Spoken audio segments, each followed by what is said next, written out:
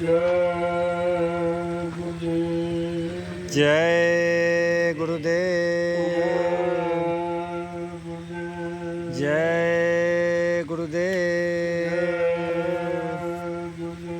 जय गुरुदेव। प्रभु का जय गुरुदेव नाम किसका, प्रभु का जय गुरुदेव नाम किसका, प्रभु का प्रभु का प्यारा नाम। जय गुरुदेव। सभी सत्संगी प्रेमी ध्यान से सुन। आप लोग जो रात्रि परमार्थी श्रमदान सेवा कर रहे हो, ये तुम्हारा सबसे बड़ा सौभाग्य। ऐसी सेवा तो किसी किसी को अपने जीवन में मिलती। प्रेमियों को इस सेवा से वंचित नहीं रहना चाहिए। कहीं भी रहो किसी सेवा में, लेकिन जो लास्ट में 15 डलिया कहा जाता है या 20-25 डलिया, वो जरूर है। तो उसमें आपका पूरा मान लिया जाएगा। बात को समझा करो, नहीं समझोगे तो सेवा का लाभ नहीं मिलेगा। जो सेवा आप करते हो तो करिए, लेकिन ये लास्ट में जो 15, 20 या 25 डलियाँ बताई जाती हैं, इनका कुछ महत्व है। ये हर प्रेमी को करना चाहिए, तब आपको असली लाभ मिल सकेगा। जीवन का ये सबसे बड़ा लाभ है। आपने जिंदगी में बहुत सेवाएं की, बाल बच्चों की, परिवार की, समाज की, देश, लेकिन अपनी जीवात्मा की सेवा आपने कभी नहीं की, क्योंकि वो आपको मालूम नहीं है कि जीवात्मा की क्या सेवा है। जो कर्म कर्जा, बुरे और पाप कर्मों का लदा, जब तक वो नहीं हटेगा, कोई भी जीवात्मा मृत्यु मंडल से अपने घर नहीं जा सकती। यही आपकी रुकावट है। इसी रुकावट बाधा को खत्म करने के लिए संत महापुरुष मृत्यु मंडल पर आए कि किसी तरह से जीवात्माओं को इन कर्म बंधनों से मुक्त करा दिया जाए। जब ये मुक्त हो जाएगी, स्वतंत्र आजाद, तो अपनी घर की तरफ चल पड़े। इसलिए आपको ये परमार्थी श्रमदान सेवा में भागीदारी हिस्सा दिया जाए। और तो आप कुछ कर नहीं सकते हो। मन खराब है, तन खराब है, खान पान खराब, इंद्रियां खराब, देखना, सुनना, उठना, बैठना, बोलना, चालना, सोचना, समझना, करना, कराना सब खराब ही था। और कर्म भी आप खराब करते, तो कितना बोझा तुम्हारे पर बुरे पाप कर्मों का लग गया। इस बोझे को उतारने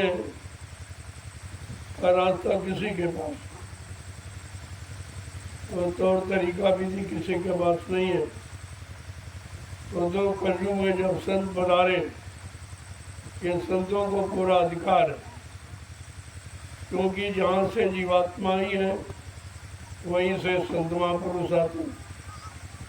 उनको जीवात्मा के बारे में पूरा ज्ञान, कैसे आई है, किसके द्वारा आई, कौन लेके आया, फिर यहाँ काल माया के देश में इसको कैसे फंसा लिया गया, किन किन कारणों में, किन किन कर्म बंधनों में, उन्हें सब मालूम। इसलिए उस समय से जब जीवात्माएं वापस नहीं गई, तब उनको समय से अपनी जीवात्माओं के दर्द को देख कर आना पड़ा। और उसी के लिए ये व्यवस्था आपकी बनाई है कि भजन तो कर नहीं सकता, सत्संग वचन याद नहीं रहते, मन साथ देता नहीं है, शरीर भी साथ नहीं देता, तो न इसको परमार्थी श्रमदान सेवा में लगा दिया जाए, तो इसके कर्म करने उतर जाए। सभी रास्ता आपके लिए सोच के रखा गया। तो इसमें कितने फायदे हैं। सबसे बड़ा फायदा जो आप शरीर से सेवा कर रहे हो, शरीर निरोग हो जाए, इतना पसीना निकलेगा कि जिससे खून आपका साफ हो जाए, तो आने वाली बीमारियां भी नहीं आएंगी, जो हैं वो धीरे धीरे खत्म हो जाएंगी। पहला लाभ तो ये आप, और दूसरा लाभ है कि मन किसी पूजा पाठ, किसी साधना से रुका नहीं, कंट्रोल नियंत्रण में नहीं आया। लेकिन जब मिट्टी की डलियां सिर में रखोगे तो ये बिल्कुल सीधा हो जाता, शांत हो जाता है, कहीं आगता भागता नहीं है, कोई चिंतन नहीं करता है। उसका एक ही आधार, एक निशाना कि हमको 100 डलियां डालनी। ये गिनती इसीलिए रखी गई, जब गिनती करते रहोगे तो मन तुम्हारा गिनती में रहे, कहीं भूल न जाए, पता नहीं कम हुई ज़्यादा हुई। तो इससे तुम्हारा मन एकाग्र हो जाएगा।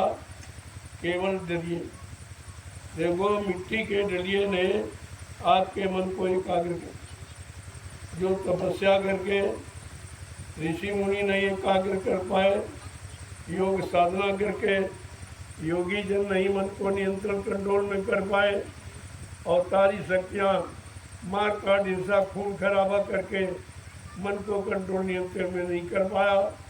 आज कलयुग में संतों की दया से ये बड़ा साधारण रास्ता मिल गया कि मन शांत कैसे हो। एक आधार बना दिया सेवा, उसमें एक गिनती रख दी कि आपको सेवा कम से कम, ज़्यादा हो तो और अच्छा है, वो ज़्यादा का एक्स्ट्रा लाभ है आपके पास, लेकिन 100 से कम में फिर कटौती हो जाती। जितना विधान रखा गया है, अगर उससे कम है तो फिर कटौती।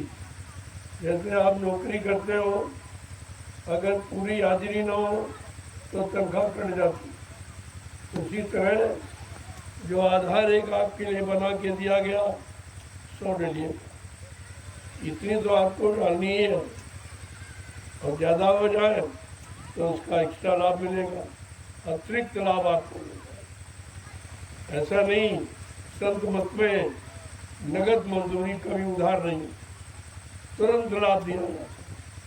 अब इतना बोझा लदा है, 2-1 किलो कम हो जाए तो पता नहीं चलता, आपको महसूस नहीं हो रहा है, एहसास नहीं होता है, लेकिन कुछ न कुछ खरोच लगती है। उस ढेर में कुछ न कुछ खरोच लगती है, और कुछ न कुछ कर जब कम होता है। धीरे धीरे लगे रहोगे, करते रहोगे, एक दिन कितना भारी ढेर हो वो भी खत्म हो जाए। लेकिन अगर बीच में कहीं सुस्ती आ गई, कहीं मन तुम्हारा साथ नहीं दे रहा, इधर उधर भागने लगा, अब तुम्हें बहका रहा, भरमा रहा, परमार्थी सेवा से हटा रहा, तो ये समझ लो पक्का दुश्मन है। जो सेवा से आपको वंचित रखे, सेवा से अलग करे, परमार्थी लाभ न लेने दे, तो इससे बड़ा तुम्हारा कोई शत्रु नहीं है। तो इस मन का परिणाम अच्छे काम में ये रुकावट डालेगा, क्यों? ये मन काल का एजेंट है, काल की तरफदारी करता है, दयाल की तरफ बहुत कम आता है। समझाने बुझाने पर आया, लेकिन फिर बात करता, क्योंकि उसको यहाँ रस नहीं मिलता। यहाँ भोगों का रस, गंदे पाप कर्मों का रस, जो खाता खाता इसकी आदत पड़ गई है, वो इसको यहाँ नहीं मिलता है। इसलिए यहाँ से बड़ा बेवकूफ होता है और रूखा फीका हो जाता है। लेकिन संत महापुरुष ने ऐसी जुक्ति आपको दे दी, अगर इस जुक्ति में लगो तो धीरे धीरे एक दिन ये शैतान मन भी आपका साथ देने लगे। तो पीछे पड़ जाओ। महापुरुषों ने क्या कहा, पढ़ो तुम इसी के पीछे, और तुम इसके पीछे नहीं पड़ते हो, तुम्हारे पीछे पड़ जाता और तुमको हटा देता। सेवा से हटा देगा, भजन से हटा देगा, और कोई अच्छा काम उससे हटा देगा, मतलब वो अच्छे कामों में लगने नहीं दे। लेकिन जब आप जान गए हो, समझ गए हो सदगुरु की शरण में आकर, तब फिर आपको मन को चुनौती देनी चाहिए कि देख मन, बहुत दिन तेरी चली, तेरा कहना माना, लेकिन अब तेरी नहीं चलेगी, अब तुझे मेरे अनुसार चलना पड़ेगा। अगर ऐसा संकल्प आप करने लगो तो एक दिन ये शैतान मन भी आपके साथ हो जाए, फिर आपका सहयोग करेगा। तरह तरह की सुविधाएं, तरह तरह के सरल साधन, क्योंकि इसको चलने की रफ्तार इसकी बहुत तेज है, लेकिन अब गलत तरफ डायरेक्शन हो गया, मोड़ दिया गया तो उधर भाग रहा। अगर इस तरफ मोड़ लो तो इधर भी उतना काम करेगा जितना उधर करता। केवल आपको मोड़ना है और तुम ऐसे मोड़ नहीं सकते। जैसे बांस को अगर ऐसे मोड़ना चाहो, सूखे बांस को तो नहीं मोड़ सकते। थोड़ा सा तेल का मोया दे दो और अग्नि से उसको थोड़ा स्पर्श करो तो जैसा था वैसा मोड़ लो आप। ठीक इसी तरह ये मन है, इसको सत्संग वचनों का मोया लगाओ और धीरे धीरे सदगुरु की दया जो आँच का काम करेगी वो इस मन को मोड़ देगी और आपका मन कंट्रोल नियंत्रण में आने लगेगा। लेकिन लगातार इसके पीछे पड़ो। लोग कहते नहीं, अरे भाई इसके पीछे हाथ धो के पड़ जाओ, जिससे नहीं काम करेगा। जब इतनी बात आप जानते हो, और महापुरुषों ने कहा भी, पढ़ो तुम इसी के पीछे और सभी यत्न तजना। अब आपको पिछले युगों के कोई यंत्र साधन नहीं, वो तुम्हारे बस के नहीं, ना उसका कोई लाभ मिलेगा। अगर जिद हट से आप करते हो तो उसका कोई लाभ। और जिन्होंने किया, पूजा है, पाठ है, तीर्थ है, व्रत है, हवन जप है, गंगा स्नान, हट से जिद से किया, क्योंकि ये कलयुग की साधना है नहीं, कलयुग की पूजा है नहीं, लिहाजा इसका कोई लाभ आज तक आपको नहीं मिला। जिसकी पूजा की वही नहीं मिला, उसी को आपने नहीं देखा। तो जब वो मिला नहीं तो तुम उससे फरियाद प्रार्थना क्या करो, फिर तुम्हारी सुनवाई क्या करेगा। ये जानकारी आपको रखनी चाहिए। बिना सत्संग के ये सत्य की जानकारी आपको नहीं मिलेगी, क्योंकि झूठ की पूजा करते करते आपके 3 युग निकल गए। इतना पुराना मन का अभ्यास कि जड़ता की तरफ है, जड़ की तरफ जाने का, जड़ में फंसने का, जड़ के अनुसार रहने का इसका स्वभाव बन गया है। लेकिन तुम्हारी जीवात्मा चेतन है, परमात्मा चेतन है। परमात्मा का नाम जो संत महापुरुष रखते हैं, जगाते हैं, वो भी चेतन। चेतन से चेतन का काम करो और जड़ से जड़ का काम करो। मना कौन आपको? ये जड़ शरीर है, इसके लिए जड़ सामान आप दे दीजिए, प्रयोग करा दीजिए। लेकिन जीवात्मा जड़ नहीं, वो चेतन है। तो जीवात्मा के लिए चेतन सामान आपने तैयार नहीं किया। वो सामान क्या है? नाम की कमाई। नाम चेतन है। जो संत महापुरुष जिस नाम को जगाते हैं वो चेतन नाम। उस नाम में शक्ति, काम करने की पूरी शक्ति सामर्थ्य होती है।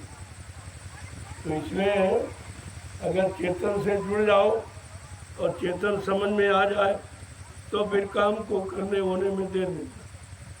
देर इस बात की आप चेतन को पकड़ नहीं पा रहे हो, चेतन की तरफ मन को मोड़ नहीं पा रहे हो। मन जड़ में लगा, उसी तरफ लगा है, उसको आप हटा नहीं पा रहे हो। ये तुम्हारी कमजोरी। किसान माइक कतार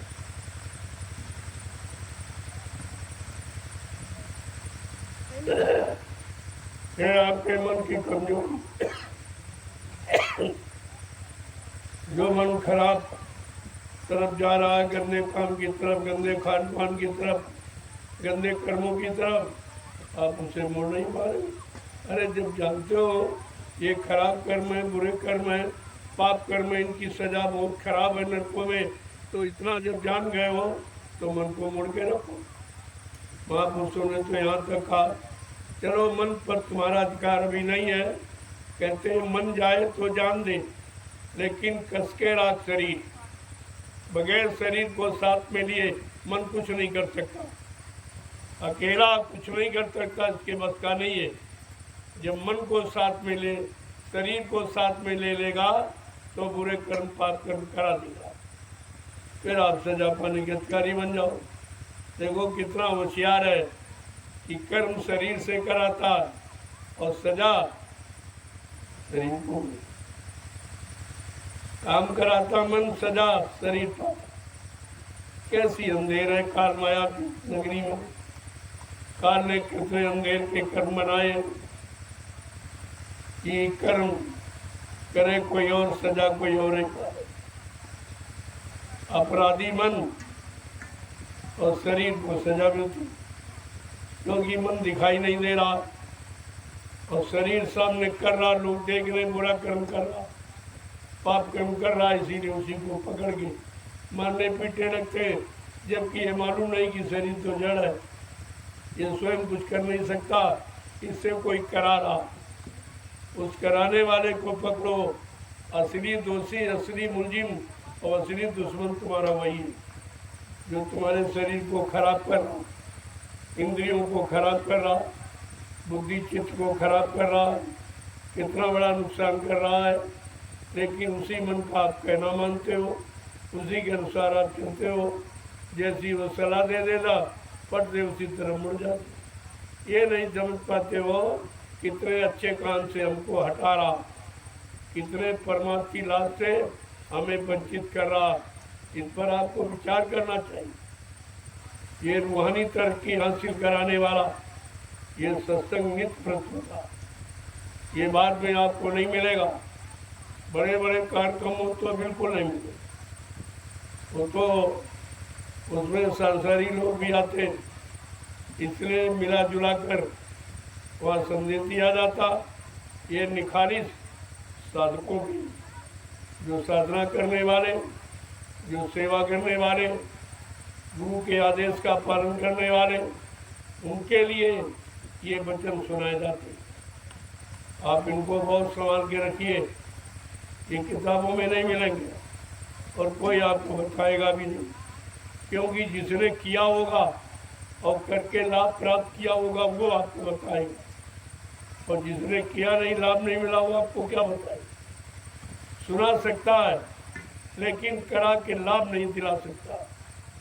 इस बात को बराबर ध्यान में रखिए।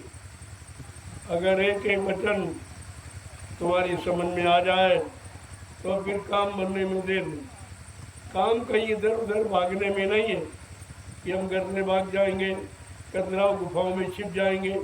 अरे छिपना तो चोर का काम है। ये चोर छिपता है बुरे कर्म करने के लिए या बुरे कर्म किए तो छिपता है, ये दोनों बात है। इसलिए आपको छिपना नहीं है, घर गृहस्थी परिवार में रहना, बाल बच्चों की सेवा करना है और बाल बच्चों के पालन पोषण के लिए खेती करो, दुकान करो, दफ्तर करो, बिजली व्यापार मजदूरी करो, आए गए का आतिथ्य सत्कार करो। ये गृहस्थी धर्म है। ये सब करते हुए जब शाम को आओ तो भोजन के पहले और सोने के पहले 1 घंटा आत्मा के घाट पर बैठकर आत्मा से परमात्मा का भजन, ये सच्ची पूजा है, ये सच्ची साधना है। इसके अलावा कोई सच्ची पूजा साधना नहीं है। जो आपने आज तक की है वो झूठी की है। झूठ कभी लाभ देता नहीं है, झूठ कभी आपकी संभाल करता नहीं है, झूठ कभी आपको अच्छे काम की तरफ प्रेरित करता नहीं। ये तो सब जानकारी आपको रखनी चाहिए। और तुम ये झूठे मन का साथ दे रहे हो, इनका कहना मानते, तभी आपको परमार्थ से अलग कर दे। यहाँ भी तमाम लोग हैं कहते हम घर चले जाएंगे, हम भाग जाएंगे, कहाँ जाओगे? अरे घर से तो यहाँ आए हो, अगर घर में तुम्हारा काम बन गया होता तो फिर यहाँ आने की क्या जरूरत? आश्रम में तो इसीलिए आए हो, जब गृहस्थाश्रम में काम नहीं हुआ, घर गृहस्थी परिवार में ये काम नहीं हुआ, तब आप आश्रम की तरफ मुड़े हो। तो समझ तो रहे हो कि घर के भागे वन बगे।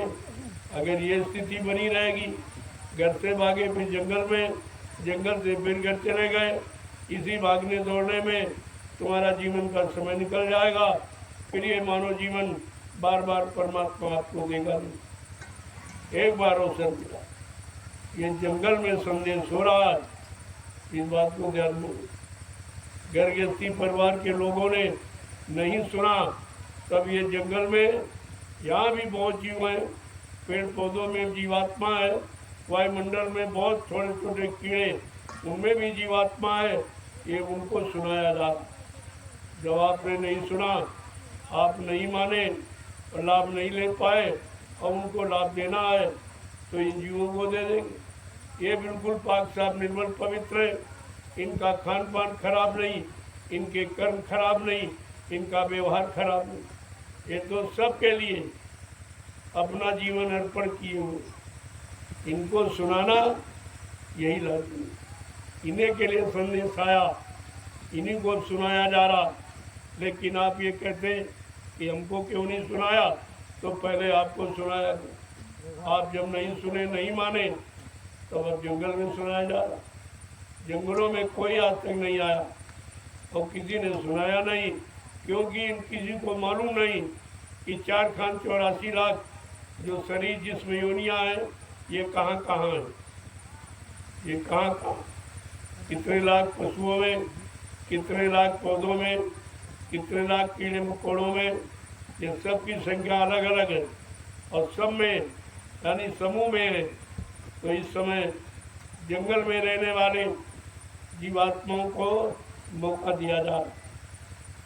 ये पेड़ है, ये झूठ नहीं बोलते, छल कपट नहीं करते, किसी की हिंसा नहीं करते, कोई व्यभिचार कर्म नहीं करते हैं और किसी की छीना झुकी नहीं, बिल्कुल पाक साफ निर्मल इनकी जीवात्मा है।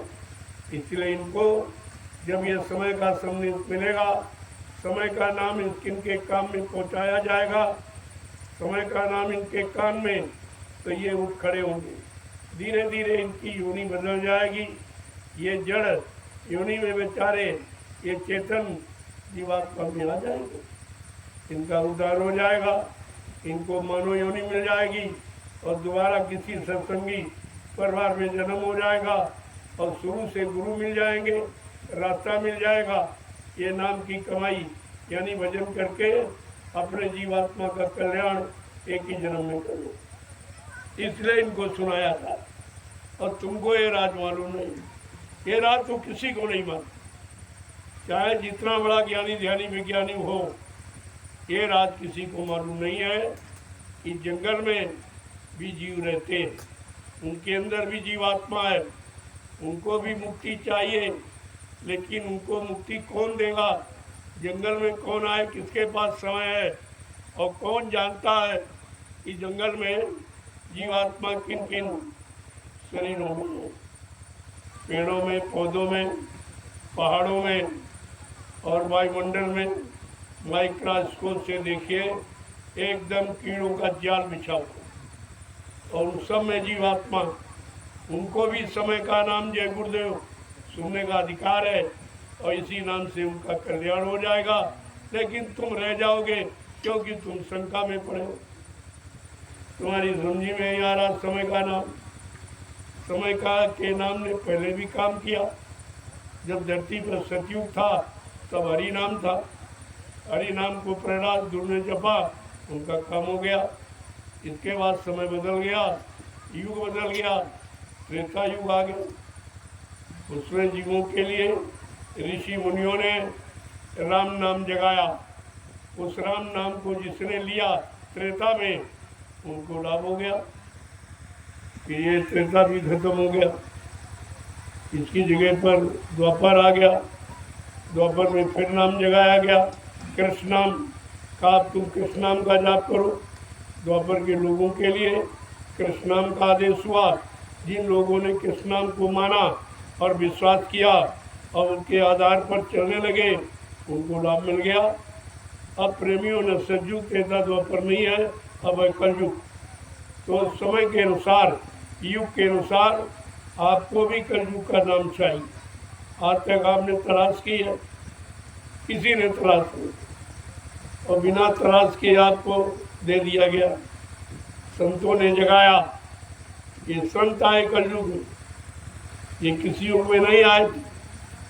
उन युगों में ऋषि मुनि आते जाते रहे, लेकिन संत नहीं आए। संत आए कलयुग, तो कलयुग के जीवों के लिए उन्होंने नाम जगाया जय गुरुदेव नाम प्रभु का। ये आदमी इंसान किसी आत्मा महात्मा का नाम नहीं है, ये नाम प्रभु का है। और प्रभु सबका मालिक है, सारी सृष्टि का मालिक प्रभु। जब मालिक स्वतः मृतलोक मंडल पर आ गया, इसका मतलब अगर 3 युगों की बात आपने सुनी होती, मानी होती, उसके अनुसार चले होते, तो फिर प्रभु को आने की क्या जरूरत। जब किसी ने सुना नहीं, किसी ने माना नहीं, जाना नहीं, पहचाना नहीं, अपना बना पाया नहीं, अपना कोई काम नहीं करा पाया, तो मजबूर होकर प्रभु को आना पड़ा। कि जीवात्माओं का कल्याण ऐसे नहीं होगा। वाए उन्होंने प्रभु नाम जगाया। उस प्रभु का नाम क्या है? जय गुरुदेव। ये जय गुरुदेव प्रभु का नाम है। अरे लेके तो देखो, जब तुम्हारा काम कहीं से ना हो और सब इनकार कर दे, तब आप प्रभु नाम लेके देख लो जय गुरुदेव नाम। तुम्हें पता चल जाएगा कि समय का असली नाम कौन है और समय का काम किस नाम से होगा। ये सब जानकारी, अरे परीक्षा करो, रोज करो, लेकिन शाकाहारी बनो। मांसाहारी शराबी परीक्षा नहीं ले सकता। वो तो पाक साफ निर्मल, जिनकी मन बुद्धि चित्त है, वो नाम की परीक्षा ले सकते हैं, ताकि उनको नाम का लाभ मिलेगा। गंदगी खाने वाला, गंदे कर्म करने वाला, वो नाम लेने का अधिकारी नहीं है, और इस नाम का उच्चारण करने से उसको कोई लाभ नहीं मिलेगा। ये लाभ उनके लिए नहीं है। ये तो शुद्ध शाकाहारी सदाचारी, अच्छे कर्म करने वाले, ईमानदार, चरित्रवान लोगों के लिए नाम आया है, और जो इस नाम को लेंगे उनका काम हो जाएगा। और आप देख रहे हो यहाँ कितने लाखों लाख लोग आते। अगर इनका काम न हुआ होता तो इस जंगल में कौन आता। यहाँ कोई सुविधाएं तो है नहीं, बेचारे जमीन में सोते हैं, भंडारे की सूखी रोटी खाते हैं, यहाँ दिन भर मिट्टी ढोते हैं। ये काम देखकर यहाँ कौन आएगा। लेकिन इनको कुछ मिला है जो कहीं नहीं मिला। जो लाभ किसी ने नहीं दिया, वो लाभ इनको इस मिट्टी में मिल रहा है। ये तब आए हुए, और तुम देखने से थोड़ी समझ पाओगे, ना देखने से लाभ प्राप्त कर पाओगे। अगर तुम भी करने लगो और शाकाहारी बनने का संकल्प ले लो, तो ये लाभ तुमको भी मिल जाएगा। ये तो सबके लिए लाभ है। नाम किसी एक इंसान और एक धर्म मजहब के लिए नहीं आता। सर्वदेशी, सर्वहितैषी, दूरदर्शी और त्रिकालदर्शी जो है, उसने नाम को जगाया। और इसलिए नाम सब प्राणियों के, जितने धरती पर जीव हैं, सबका कल्याण करने के लिए कल्याणकारी नाम आया। पहले समझो आप, और नाम का काम भी हो रहा। आप देख भी रहे हो कि रात और दिन ये किस काम की बदौलत, ये किस नाम की बदौलत काम कर रहे। ये प्रभु नाम की बदौलत, प्रभु की शक्ति इनको मिल रही है। जो ऐसी भीषण गर्मी में न कोई बीमारी, न बीमारी, न किसी तरह का कष्ट, न मुसीबत, तुम घरों में बैठकर भी गर्मी महसूस करते हो। और ये देखो कड़ी धूप में ये मेहनत कर, ये परिश्रम कर रहे हैं। अरे इन पर किसकी दया और किस दया से काम करते हैं, जरा इस पर बुद्धि दौड़ाओ तो तुम भी समझ जाओगे वास्तव में कोई न कोई बात जरूर। इनको कोई न कोई चीज़ मिली हुई है जो इनको इस जंगल में और दोपहर में कड़ी धूप में इनसे सेवा करे। पहले देख के समझिए। अगर देख कर भी नहीं समझे और देख कर नहीं समझे तो फिर कुदरत की मार पड़ेगी। तब आपको समझना पड़ेगा, मानना तो आप पड़ेगा ही, आज नहीं तो कल। बचने वाला कोई नहीं है। अभी आपको समझाया जा रहा, सुनाया जा रहा, सब तरह का लाभ देने का वादा किया जा रहा, लेकिन जब समय निकल जाएगा फिर ये लाभ भी नहीं मिलेगा और मानना तो पड़ेगा ही तुम। तो कुदरत सक्षम है, वो सब तरीके से मनाना जानती। जो तुम कह रहे हो नहीं मानेंगे, ये हिरण्याकश्यप कह रहा था। लेकिन माना। यही रावण कह रहा था कि मेरे जैसा विद्वान धर्मान बलवान कोई नहीं, इस अहंकार ने उसको चकनाचूर कर दिया। और यही कंस कह रहा था द्वापर में कि मैं ब्रह्मा विष्णु महादेव मैं ही हूँ, सारी शक्तियाँ मुझ में हैं, मुझसे बढ़कर कोई नहीं है, मैं ही भगवान हूँ। लेकिन अंततो गत्वा वो भी विनाश की स्थिति में चला गया। अहंकारियों का विनाश हर युग में हुआ।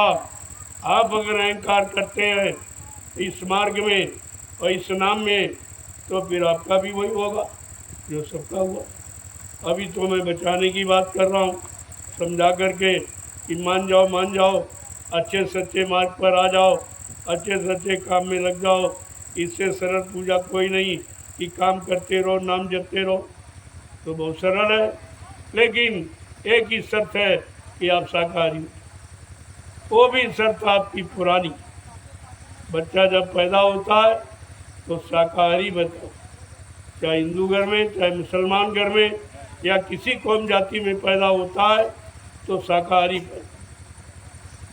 और किसी माँ ने अपने बच्चे को उस समय अंडा नहीं खिलाया, मुर्गा नहीं खिलाया, शराब नहीं पिलाई, गांजा भांग अफीम नहीं पिलाया, क्या पिलाया? अपना दूध। ये सब जानते हो कि हम पैदाशी शाकाहारी हैं, हम शाकाहारी पैदा ही हुए। हमारा ये जन्मसिद्ध अधिकार है। ये कोई नई बात आपको नहीं बताई जा रही, लेकिन तुम भूल गए हो तो आपको याद कराया जा रहा कि अपने मूल सिद्धांत पे आ जाओ, जन्मसिद्ध अधिकार को समझ लो, तो ये सारी मुसीबत आपत्तियाँ, ये दुख दर्द सब खत्म हो जाए। और नहीं मानोगे, महात्मा तो समझाने का काम करते, वो कोई दंड नहीं देते, वो कोई श्राप नहीं देते, आपका नुकसान नहीं करते, क्योंकि उनका ये काम नहीं है। लेकिन जब उनकी बात नहीं मानोगे तो वो सारा चार्ज कुदरत को देते, और कुदरत का काम आप जानते हो तुम्हारे हित में नहीं। एक सेकेंड नहीं लगेगी, सबका सब खत्म, कुछ नहीं बचेगा। तो आप अहंकार करते हो हमारे पास खाने के लिए रोटी है, रहने के लिए मकान है, सहयोग के लिए पति पत्नी बाल बच्चे हैं, खर्च करने के लिए रुपया पैसा है, खेती दुकान दफ्तर बिजली व्यापार मजदूरी है। आपको ये नहीं मालूम, ये कुदरत के एक सेकेंड में खत्म हो, कुदरत के सामने एक सेकेंड में समाप्त हो जाएगा। जिस पर तुम अहंकार करते हो, तुम्हें मालूम नहीं है, बड़ों का खत्म। बड़े बने 3 मार सही, जो बड़ा बना वो मारा गया। यानी हिरण्यकश्यप बड़ा बना मारा गया, रावण बड़ा मारा गया, कंस बड़ा बना मारा गया, जरासंध बड़ा बना मारा गया।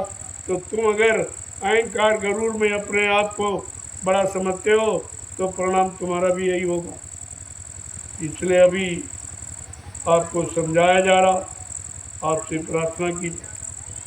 नहीं मानोगे तो तुम जानो, तुम्हारा काम जाने। लेकिन आप ये नहीं कह सकते हो कि हमको किसी ने समझाया नहीं, हमको किसी ने बताया नहीं, कोई हमारा हमदर्द बन के आया नहीं और किसी ने बात हमको बताई। तो आज तो आपके घर में चल के बताया जा। आपने क्या बुलाया था कि आपसे कोई पैसा कोई सामान मांगा गया और आपको ऐसी सीख दी जा रही जो रुपए पैसे खर्च करके आप किसी से ले नहीं पाओ, ये मुफ्त में दी जा रही। जब आपने सुनना पसंद नहीं किया तो मैं जंगल में सुना रहा हूँ। जो जंगल के जीव हैं उनका भला हो जाए, उनको लाभ मिल जाए, उनमें भी जीवात्मा है, वो भी बेचारी भटक रही, उनका काम हो जाएगा। काम से मतलब है, तुम नहीं सुनोगे तो जंगल के पेड़ पौधे सुनेंगे, जंगल के जीव जंतु को सुनेंगे, तमाम भूमिगत जीव जमीन के अंदर हैं जहरीले, वो भी सुनेंगे। तो ये सब आपको सोचना चाहिए कि आखिरकार ये जंगल में क्यों कह रहे हैं। जंगल में आज तो कोई नहीं आया, तो इस जंगल को किसी ने समझा नहीं, तुमने केवल जंगल समझा, तुमने ये नहीं समझा कि 88,000 ऋषियों की तपोभूमि है। मैं तपोभूमि समझ के आया हूँ और तुम जंगल समझ के दूर जा रहे हो। इसीलिए मैं इस जंगल को साफ करवा रहा हूँ, ये तुम्हारे सबके काम आएगा। क्या मैं ज़मीन उठा के कहीं ले जाऊंगा? अरे यहाँ जो भी हो रहा या हो जाएगा वो तुम्हारे बाल बच्चे इसका प्रयोग करेंगे, मैं तो उठा के ले नहीं जाऊँ। तुम इतनी छोटी बात नहीं समझ पा रहे हो कि ये किसके लिए किया जा रहा। मेरे तो कोई बाल बच्चा है नहीं कि मैं जिसके लिए कर रहा हूँ, और मेरा कहीं कोई नाम भी नहीं। इतनी ज़मीन आप देख रहे हो, 1 इंच ज़मीन मेरे नाम नहीं। दूसरी बात, मेरा कोई बैंक बैलेंस खाता नहीं। मैं जैसा बैठा हूँ बस यही मेरे पास। ये कपड़े जो पहने हुए ये तो आपके दिए हुए। एक रोटी 24 घंटे में लेता हूँ वो आपकी दी हुई खाता हूँ। तो कपड़े आपके दिए पहनता हूँ, रोटी आपकी दी खाता हूँ, तो आपके काम में लगा हूँ कि जितनी जल्दी आपका काम हो जाए। पहले बात को समझो आप, ये जंगल में क्यों हो रहा, ये जंगल खरीदने का मतलब क्या? पहले के युग में लोग धर्म करते थे, कोई आश्रम मंदिर बनवाते थे तो लोग जमीन दान में देते, पैसा दान में देते थे। लेकिन मैं तो ऐसा कोई काम नहीं कर रहा हूँ। मैं आपका जंगल, आपकी ऊबड़ खाबड़ जमीन जो तुम्हारे बस की नहीं है, मैं उसको पैसे दे के मोल खरीदता हूँ, तब मैं उसको लेवल करा।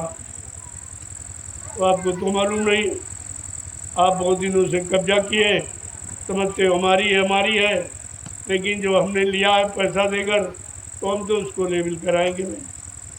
हमने खरीदी है, तुमने खरीदी नहीं है, ज़बरदस्ती कब्जा किए हो तो कहते हो हमारी है, हमने पैसा दे के मोल ली तो फिर हमारी नहीं है।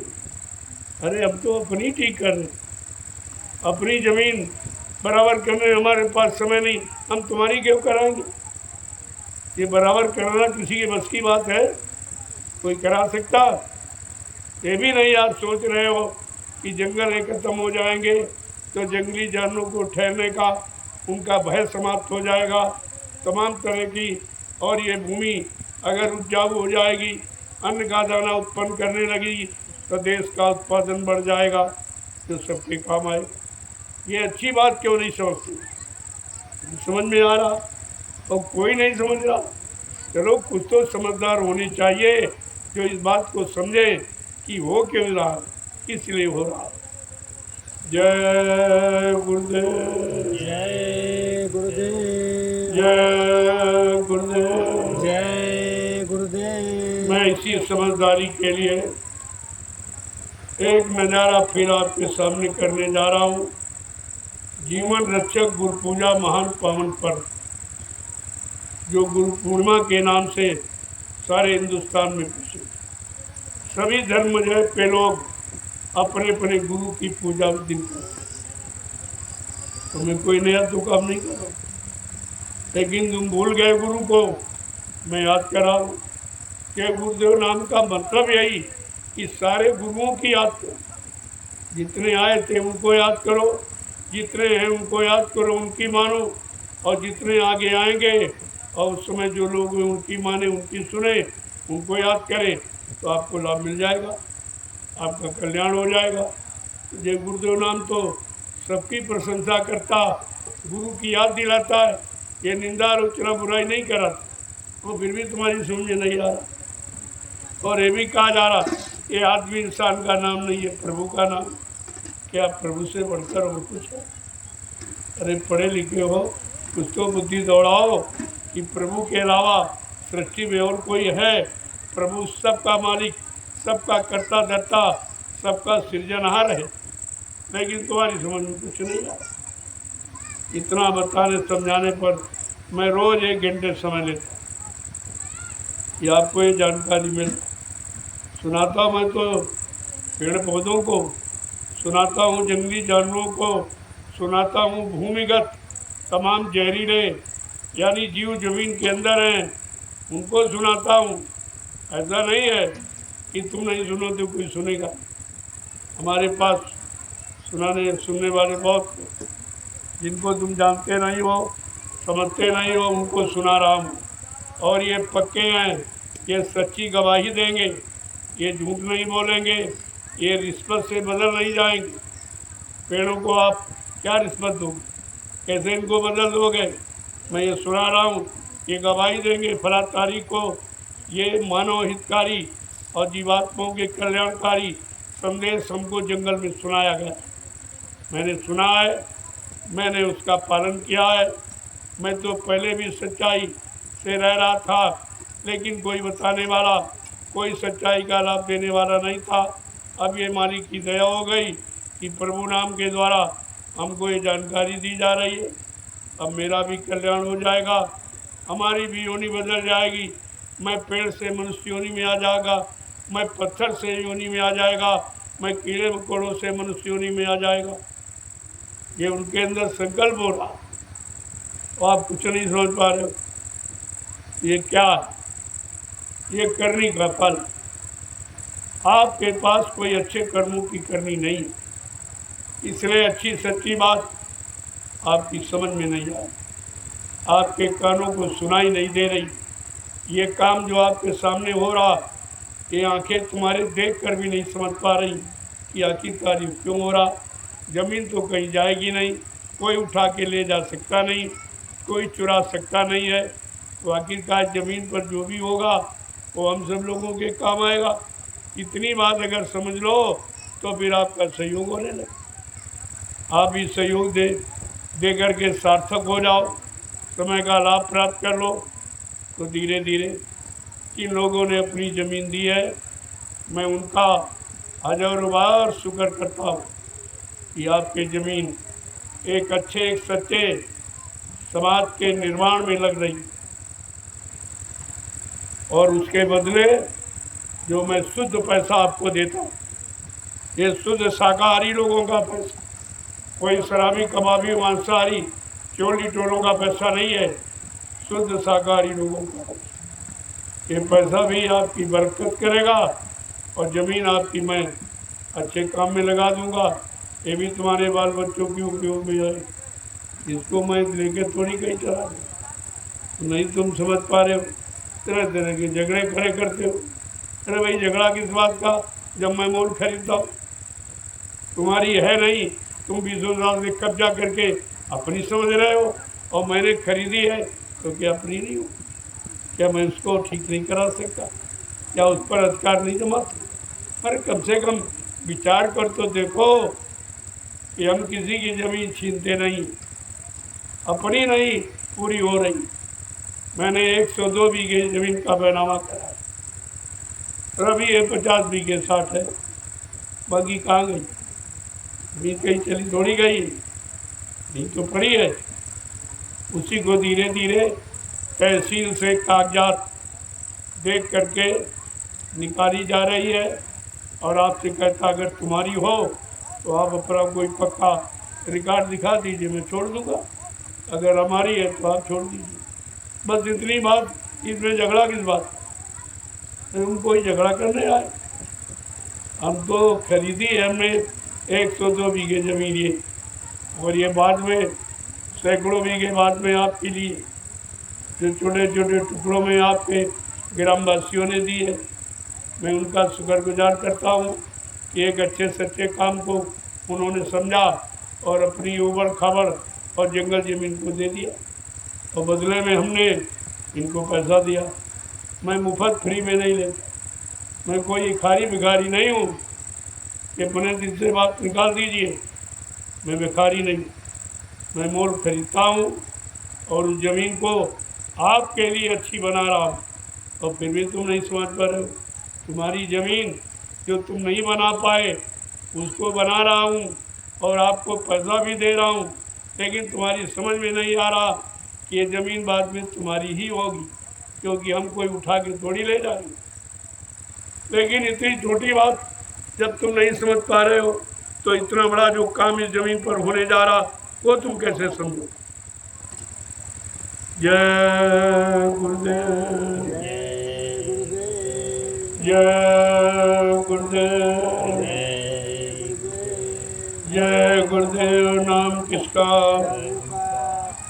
जय गुरुदेव नाम किसका, प्रभु का प्यारा नाम। जोर से बोलो जय गुरुदेव, सब मिल बोलो जय गुरुदेव, बोलना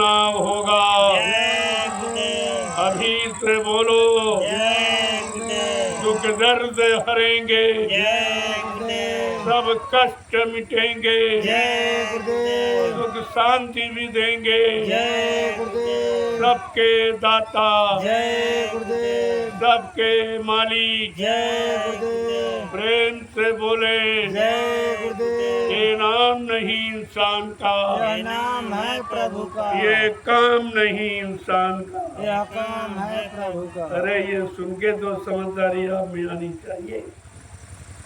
जो काम किसी नाम ने करने का वादा नहीं किया, सतयुग के हरि नाम ने ये ना कहा मैं वादा कर रहा हूँ मैं तुम्हारा ये काम करूँ। त्रेता के राम नाम ने वादा नहीं किया हम तुम्हारा ये काम कर देंगे। द्वापर के कृष्ण नाम ने वादा नहीं किया हम ये तुम्हारा काम कर देंगे। आज कलयुग के जय गुरुदेव प्रभु नाम ये वादा कर रहा है कि मैं तुम्हारा सब काम करूं। फिर भी आपकी समझ में नहीं आ रहा। अरे जब दवा का परिणाम बताया जा रहा है ये दवा फला फला मर्ज को ठीक कर देगी तब आप खरीदते हो। तो ये नाम भी इतनी परेशानी दुख तकलीफ मुसीबत आपत्ति बीमारी महामारी लड़ाई झगड़ा देवी प्रकोप दुर्घटना अकाल मौत और भूत प्रेत से आपको निजात दिला दिया। इतना बड़ा लाभ है इस जय गुरुदेव प्रभु नाम का, लेकिन आपकी समझ में नहीं आ रहा। अरे जरा लेके देखो, अरे दवा को खा के देखो तभी तो समझोगे कि हाँ ये परेशानी दूर हुई बीमारी खत्म हुई। और तुम सुनकर ही निंदा आलोचना बुराई हंसी मजाक में एक अच्छी चीज़ से अलग हो रहे हो तो फिर ये लाभ आपको कभी नहीं मिलेगा। समय निकल जाने के बाद पछताना होगा। जैसे समय निकल गया हिरण्यकशिप पछताया, समय निकल गया रावण पछताया और समय निकल गया तो मती जरासंधु और कंस पछताया, वैसे आपको पछताना पड़ेगा। आप उतने धनवान बलवान बुद्धिमान भी नहीं हो, तुम तो एक चक्कर भी नहीं सह सकते। एक भी चक्कर कुदरत का एक धक्का बर्दाश्त नहीं है। लेकिन अहंकार गरुड़ गुमान घमंड तुम्हें समझने नहीं दे रहा। लेकिन मेरा तो फर्ज बताने समझाने का है। मानो न मानो एक खुशी आपकी वो तो आती, मैं जबरदस्ती थोड़ी बनाऊँ। मैं तो याद दिला रहा हूँ ताकि कोई ये न कहे हमारे गांव कोई आया नहीं, हमको कोई अपना माना नहीं, मतलब यानी हमारे लिए कोई समाधान निकाला नहीं, बीमारी परेशानियों को दूर करने का कोई इलाज नहीं दिया, कोई नाम नहीं जगाया। ये अब हम कहने नहीं देंगे। ये हम रोज ही आपको सुना रहे और रोज ही बता रहे और बदले में आपसे कुछ नहीं ले। ये मुफ्त का इलाज है और नहीं समझ में आएगा तो भाई तुम जानो तुम्हारा काम है। लेकिन हम ये नहीं कहने देंगे मुसलमानों की तरह कि आए हुसैन हम ये नहीं कहने देंगे। आप थे, आप मौजूद थे, आपकी मौजूदगी में आपके हित का भले का संदेश दिया गया, लेकिन गरुड़ गुमान घमंड के कारण आपने सच्ची सच्ची बात को माना नहीं, स्वीकार नहीं किया था, अपने जीवन में आपने उतारा। फिर लाभ कैसे आपको? फिर मुसीबत दुख तकलीफ पे सिवा और तुम्हारे पास कुछ नहीं बचेगा। यही बचेगा तुम्हारे बाद में तुम्हारे पास केवल बीमारी महामारी लड़ाई झगड़ा दैवी प्रकोप दुर्घटनाएं अकाल मौत ये सजा बचेगी आपके और कुछ नहीं बचेगा। ये तो सब एक झटके में चला जाएगा।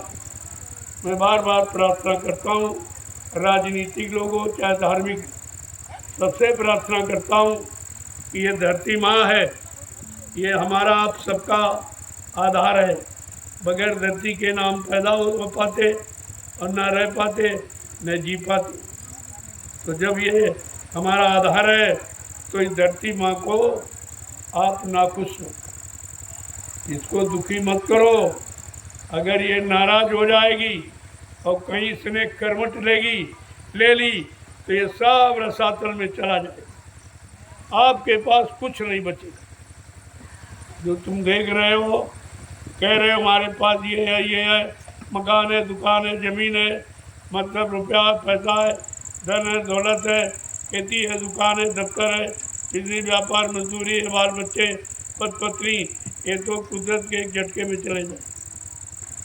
अभी देखा आपने कोरोना काल में करोड़ों एक झटके में चले गए, अब कुछ नहीं कर पाए। बात को समझो पहले।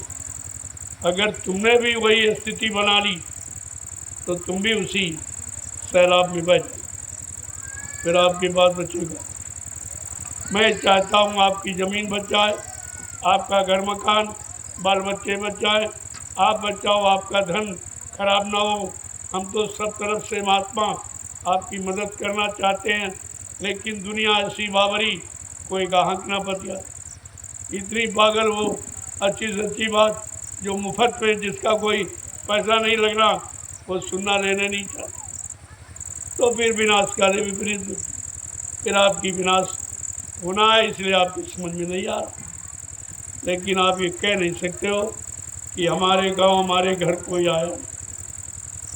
मैं स्वयं चल के, आपने बुलाया नहीं, स्वयं चल के आया हूँ और तुमको नित्य प्रति बचने बचाने का संदेश देता। आपको मुसीबत का, दुख तकलीफ में जाने का नहीं, दुख तकलीफ पर, मुसीबत, बीमारी, महामारी, लड़ाई झगड़ों से बचने का संदेश। मान लोगे तो ठीक है, नहीं तो तुम जानो तुम्हारा काम। जय गुरुदेव, जय गुरुदेव, जय गुरुदेव, जय गुरुदेव। जय गुरुदेव नाम किसका, प्रभु का, जय गुरुदेव नाम किसका, प्रभु का, प्रभु का प्यारा नाम। जय गुरुदेव। प्रेमियों, आपसे आज पूरे दिन आपने मेरे, मैं इसीलिए बीच में नहीं आया कि देखे मेरे बगैर आप सेवा करते कि नहीं। मेरे दिखाने के लिए आप सब सेवा करते हैं कि मेरे पीछे भी आप सेवा करते। मैं इसीलिए देर से आया, लेकिन मैंने वादा किया था तो 5 बजे आ गए। तो हम लोग वहाँ भी आते हैं, मिलना जुलना रहता, में कोई खाली नहीं बैठता। कुछ ब्लॉक के लोग आ गए, उनसे मिलने जुलने में समय हो गया। मैं 5 बजे और तब से बराबर बैठ के देख रहा हूँ कौन प्रेमी कैसी सेवा, उसी सेवा के मुताबिक उसको लाभ मिलेगा। आप ये मत समझो कि हम आड़ में बैठ गए तो देख रही, अरे वो सब देखा जाए। ये तुम्हारा कोई छिपाव यहाँ चलेगा नहीं। अपने मन से तुम भले समझ लो कि मैं आड़ में बैठ गया, मैं यहाँ नहीं आया, मैं आश्रम में बना रहा, तो फिर कोई लाभ ही आपको नहीं, बिल्कुल 1% भी लाभ नहीं। यहाँ लाभ सेवा, जो सेवा करेगा और मेवा खाएगा उसको लाभ मिलेगा, और जो नहीं करेगा वो दुखी रहेगा, बीमार रहेगा, कष्टों में रहेगा, मुसीबत में रहेगा, अंततोगत्वा मृत्यु के हवाले हो जाए। उसका यहाँ बचाव भी नहीं होगा। अगर बचाव होगा और सुरक्षा होगी तो ये परमार्थी सेवा के द्वारा। ये मूल मंत्र है आपके जीवन, जिसे हिंदुस्तान में कोई नहीं जानता, लोग देखकर भी नहीं जान पा रहे क्या हो रहा। यही तो रहस्य है, यही राज है, यही लीला है, इसको कोई नहीं समझ पाया। न राम की लीला को कोई समझ पाया, न कृष्ण की लीला को समझ पाया, तो जय गुरुदेव प्रभु की लीला को कौन समझे। इसकी ताकत है समझने की। इसलिए अपने मन को समझाकर इस सेवा में लगाओ, ये सबसे बड़ी समझौती है। अगर तुमने अपने मन को समझा लिया और परमार्थी सेवा में लगा लिया तो आपकी जीत हो, आपकी विजय हो गई। आपने मन को परास्त कर दिया, मन को हरा दिया। यही तो आपको करना। इसी काम को करने के लिए आपको इस सेवा के लिए बुलाया गया। वैसे तो नहीं कहा गया, अंदरूनी आवाज़ लगाई कि प्रेमियों, अब तुम्हारे जागने का समय है, अब परिवर्तन का समय आ गया, अब तुम परमार्थी सेवा से लाभ कमा लो, ये भी समय आ। तो प्रेमी अपनी इच्छा से टोलियां बनाकर हर जिले से लगभग टोलियां आ रही और सेवा कर रहे हैं, सेवा करके अपने घर चले गए। इधर भी ये गुरु परिवार भी तुम्हारा है और वो घर में परिवार वो भी तुम्हारा। जैसे तुम्हारा घर गृहस्थ आश्रम वैसे ही आश्रम भी तुम्हारा। ये तुम्हारा ही है, मेरा नहीं कुछ। मेरा तो कुछ यहाँ है ही नहीं। मैं तो केवल देख रहा हूँ और आपके काम को करवा रहा हूँ कितनी जल्दी हो, बाकी मेरा कुछ नहीं। इसीलिए आप देखते हो जब चाहता हूँ तब चल देता हूँ। तो इधर के उधर की वजह काम हो जाता, फिर छोड़ के दूसरी जगह, वहाँ काम हो जाता, फिर तीसरी जगह चला। ऐसे मतलब यानी ये चलना फिरना, ये काम के लिए आया गया और काम कराया जा रहा। जिस दिन काम पूरा हो जाएगा उस दिन जाने का समय हो जाएगा, फिर यहाँ कोई नहीं रहेगा, ना हम रहेंगे ना आप रहोगे। फिर जो रहेंगे वो इसका प्रयोग करेंगे, इसका लाभ उठाएंगे, लेकिन उस लाभ में तुम्हारा हिस्सा रहेगा, क्योंकि तुमने ये व्यवस्था और भूमिका, ये जमीन तुमने बनाई। इस लाभ से कोई हटा नहीं सकता तुम। जय गुरुदेव। जय गुरुदेव। जो लोग थक चुके हैं या बैठे तो आके प्रसाद ले लीजिए, और बाकी लोग लोगों 50 डलिया डालना नज़दीक है, नज़दीक की वजह से 45 आपकी 5 हमारी 50 डालकर आप आ जाइए जल्दी, प्रसाद लीजिए। बहुत नज़दीक, कोई दूरी नहीं, इसलिए संख्या ज़्यादा दिखाई दे रही लेकिन दूरी के अनुसार कम है। आपको पास में डालना है, जल्दी से डाल दीजिए और आ जाइए। आज दोनों दिन और रात्रि दोनों का प्रसाद। प्रसाद का मतलब बढ़ा के नहीं, दया, दूनी दया आज आपको। आपने मेहनत की है, परिश्रम की है, मालिक से प्रार्थना करता हूँ इन सबको अब लाभ दे दीजिए, इनको दूना लाभ, दूनी बरकत इनको मिल जाए, क्योंकि ये आपके आदेश का पालन करते हैं। ये परमार्थी संदान सेवा जो आपका आदेश है उसका ये पालन। मेरा कोई आदेश नहीं, वो मालिक प्रभु का आदेश है, उसी को मैं भी मान रहा हूँ और आज से भी कहता हूँ आप लोग भी मानो और लाभ उठा लो। यहाँ कोई शंका की बात, मैं कुछ बनता नहीं हूँ, न कुछ बनने लायक हूँ। अब ये मालिक की मौज है जो उन्होंने काम दे दिया और आदेश दे दिया कि जल्दी से इस काम को पूरा करा दीजिए, तो मैं उस काम में लगा। मेरा ये कुछ नहीं है, सब आपका है और आपका रहेगा, मेरा है कुछ। सीधी बात, मोटी बात समझ लीजिए। लोग अपने नाम और अपने लाभ सम्मान सम्मान के लिए करते हैं, लेकिन यहाँ ऐसा कोई काम नहीं हो जो मतलब कोई मेरे लाभ का, वो सब आपके लाभ का। देखो मेरा कोई खर्च नहीं किसी तरह, और ना मेरा भोजन ऐसा है कि गरीब से गरीब आदमी नहीं खा। मैं सुबह सत्तू लेता, सत्तू सुबह, यही मेरा नाश्ता। कोई फल फ्रूट मेवा, कोई दूध घी, ये नहीं, मीठा मीठा पकवान नहीं, सत्तू। और अभी 5 बजे लेता था एक, तो समय आज यही निकल गया, आज वो भी समय निकल गया, तो थोड़ा सा दलिया ले लूँ बस। अब बताइए इसमें खर्चा क्या? जब मेरे पास कोई खर्चा नहीं है तो हम तुम्हारा पैसा, सामान, ये ज़मीन अपने नाम करा, मैं क्या करूँ? मैं किसके लिए? वैसे ज्ञान दृष्टि से यही मेरा परिवार है, गुरु परिवार। मैं तुम्हारा हूँ, आप हमारे हो, बस ये रिश्ता पक्का हो जाए, बस फिर सारी शंका खत्म।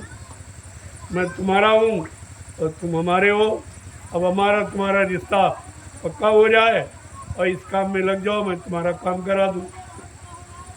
जय गुरुदेव। जय गुरुदेव। जय गुरुदेव। जय गुरुदेव। मुझे जो मालिक ने सेवा सौंपी, मैं सेवक के अलावा कुछ नहीं, कुछ भी नहीं, न गुरु न संत न सदगुरु, ये तो मैंने कभी कहा ही नहीं, क्योंकि ये कहने का मेरा अधिकार नहीं। गुरु यहाँ कोई बन नहीं सकता, संत सदगुरु यहाँ कोई बन नहीं सकता। जो बनेगा वो कुदरत की मार खाएगा, वो कुदरत की मार खाएगा। इसलिए ऐसा कोई काम मैं करता ही। मैं 12 साल से हिंदुस्तान में संदेश दे रहा हूँ, खुले मन से ऐलान कर रहा हूँ, लेकिन कभी मैंने अपने के लिए कुछ अपना कोई प्रचार नहीं। मैं कहाँ का रहने वाला, कौन क्या रहे, इसकी क्या जरूरत। प्रचार तो प्रभु नाम का होना चाहिए। मैं जय गुरुदेव प्रभु नाम का प्रचार करता हूँ और गुरु के संदेशों को, गुरु के वचनों को गुरु प्रेमियों के कान तक पहुँचाता हूँ। इसके अलावा मेरा कोई काम, ये सीधी सादी मोटी बात है। अगर कुछ कहा होता तो अब तक मीडिया पत्रकार पीछे पड़ जाता। मैंने ऐसा कुछ कहा ही नहीं और ना ऐसा कहूँगा, क्योंकि उसकी ज़रूरत नहीं। हमको बनने की क्या ज़रूरत, तो शरीर छोड़ के जाना है। अरे भाई, जिनको बने वो, जिनको यहाँ रहना हो। मैं तो रहूँगा नहीं, समय पूरा हो जाएगा, चला जाऊँगा, फिर यहाँ बनने बनाने की क्या बात। ये सब झूठा प्रचार आप करके खुद फंस रहे हो। मेरा जो भी आपके सामने आ गया, सब 3 आश्रमों का निर्माण, ये सबके सामने ये खुला पर्दा है, देख लीजिए। ये खुली व्यवस्था है, जो हिंदुस्तान में कोई नहीं कर पाया वो आपके सामने करके दिखा दिया गया।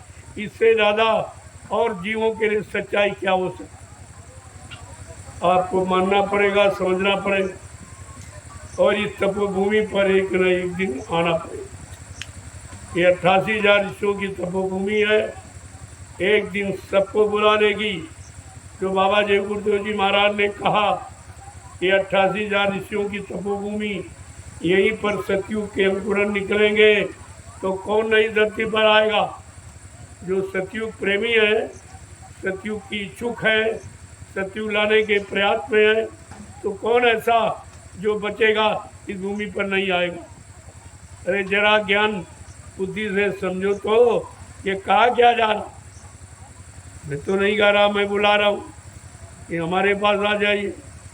ये 88,000 ऋषियों की तपोभूमि बुला रही है, क्योंकि बाबा जी ने ऐलान कर दिया था नैमिषारण्य में गुरु पूर्णिमा के कार्यक्रम में 1997 में।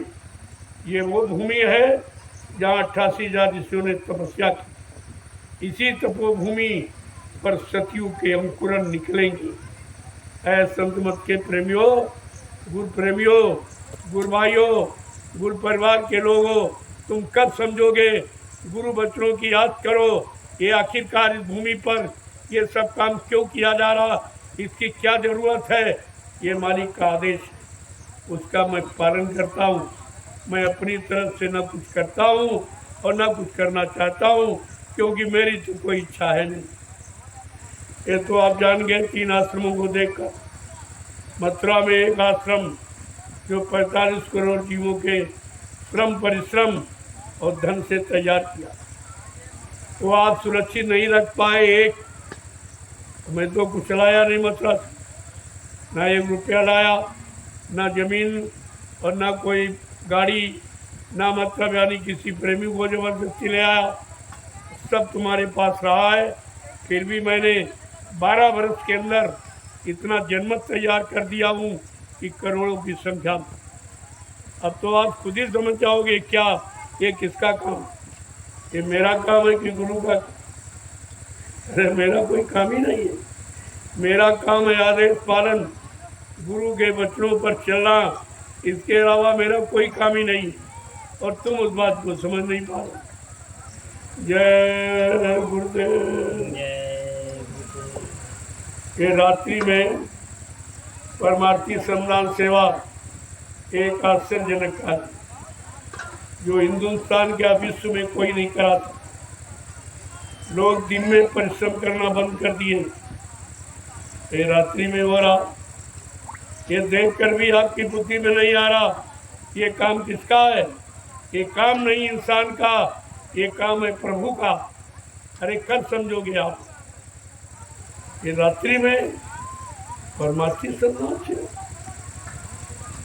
इतनी भीषण गर्मी उमस में, दिन में कितनी धूप होती, टेम्परेचर कहाँ चला गया, लेकिन प्रेमी यहाँ दिन में भी सेवा करते। इनको देखिए, इनकी सराहना करो कि वही तपस्वी हैं जिन्होंने पहले क्या तपस्या करके भूमि को पवित्र बना दिया, वही फिर जीवन धारण करके अपनी भूमि को पाक साफ निर्मल पवित्र बनाने आ गए और अपनी भूमि पर जीवों का काम करने आ गए। ये वही प्रेमी, ये दूसरे नहीं है। धीरे धीरे आपकी समझ में सब आ जाएगा। आप देखते जाइए, सुनते जाइए, समझते जाइए और धीरे धीरे वहाँ से खिसकते जाइए। नज़दीक आओ और देखो, तुम्हारी समझ में सब आ।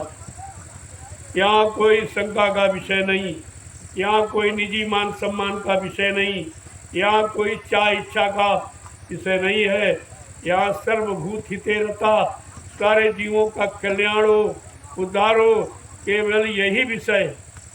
और तुम नहीं समझ पा रहे तो हम कर, उसके लिए हम कहाँ तक आपसे। जय गुरुदेव।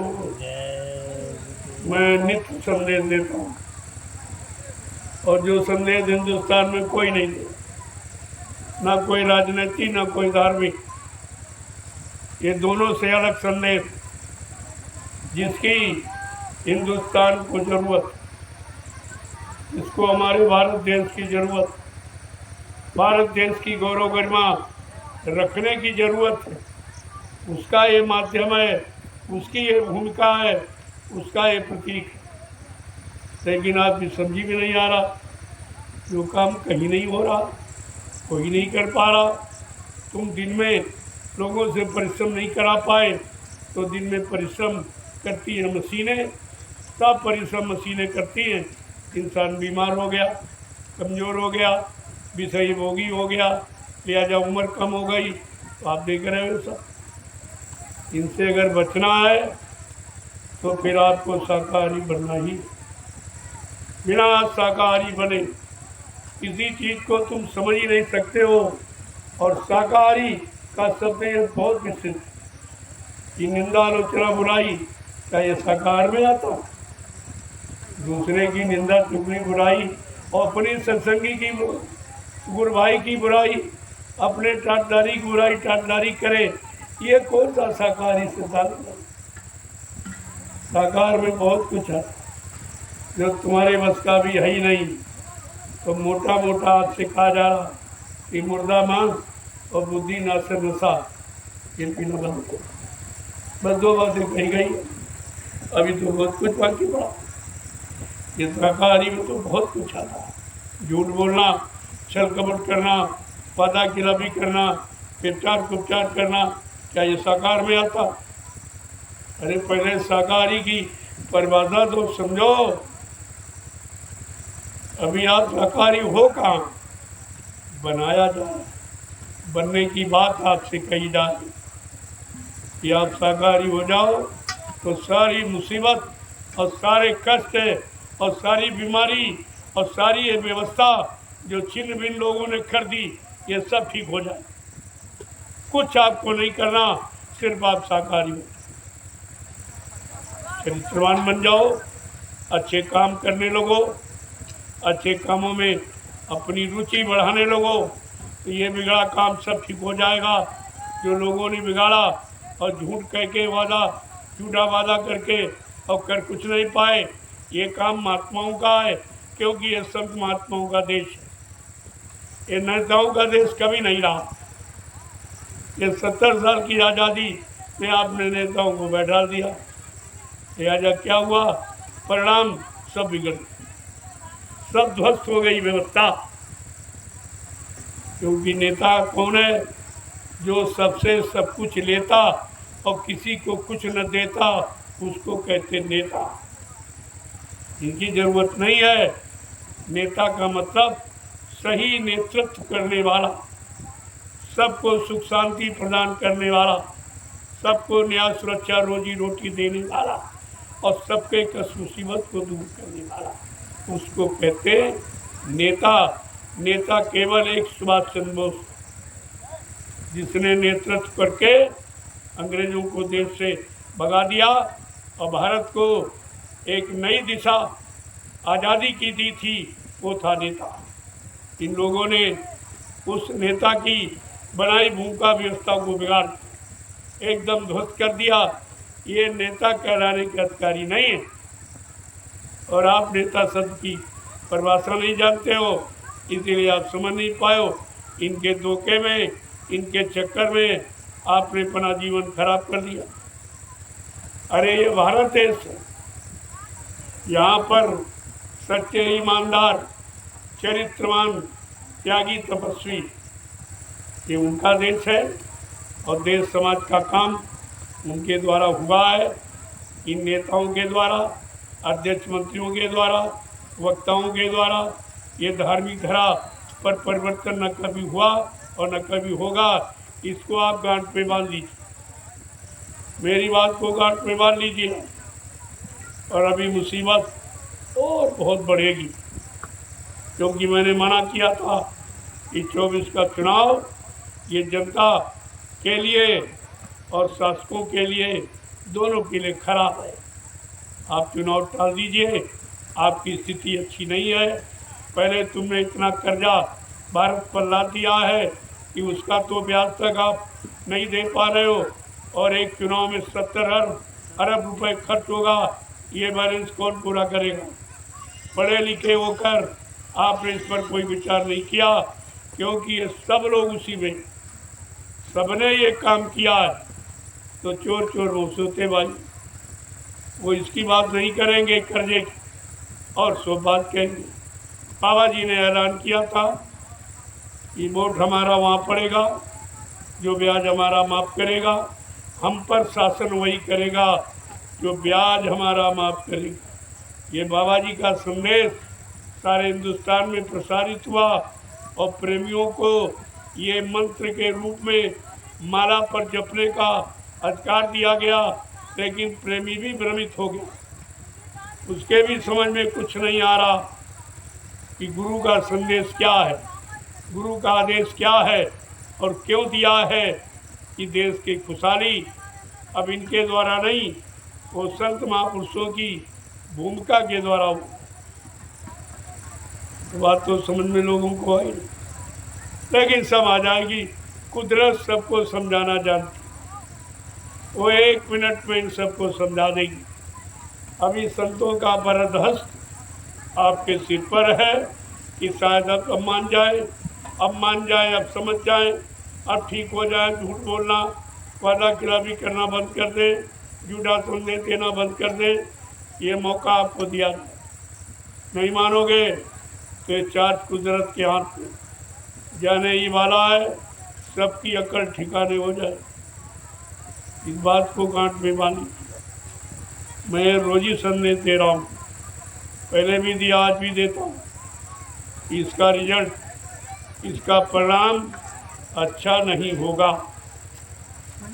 जो आपने मेरी बात नहीं मानी, मेरी प्रार्थना नहीं स्वीकार की है, इसका परिणाम अच्छा नहीं होगा। आपने मनमानी करके जब जब लोगों ने महात्माओं की बात नहीं मानी, देश संकट में चला गया, उसका राज भी समाप्त हो गया। राज में रहने वाले, परिवार में रहने वाले कोई नहीं बचा, सर्वनाश हो गया। बात आप भूल गए महाभारत, महात्मा विदुर की बात अगर मान लेते तो विनाश नहीं होता। महात्माओं ने हमेशा देश समाज को बचाने का और राजा और प्रजा को सुरक्षित रहने का उनका मान सम्मान अधिकार बना रहे महात्माओं ने हमेशा आगाह की। और आप भूल गए पिछले इतिहास को और वर्तमान में संदेश को। फिर तुम जानो, तुम्हारा काम जाने। मेरा जो फर्ज है मैं अदा कर रहा हूँ। और जय गुरुदेव, बोलो जय गुरुदेव। बस आप पूरी डलिया करके आ जाओ, प्रसाद ले लो।